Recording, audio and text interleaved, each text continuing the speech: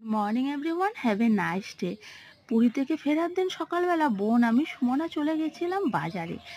প্রতিদিন সকালবেলা আমরা তিনজন বাজারে যেতাম, তার কারণ আমরা হোটেলে নিজেরা রান্না করে খেতাম। এই প্রতিদিন বাজারে যাওয়া থেকেই আমাদের বাজারটার উপর বেশ মায়া পড়ে গেছিল। আর ট্রেনে সারা রাত থাকবো, সেই সুবাদে কিছু খাবারও করতে হবে, সব কিছু মিলিয়ে বাজারে যেতে হয়েছিল।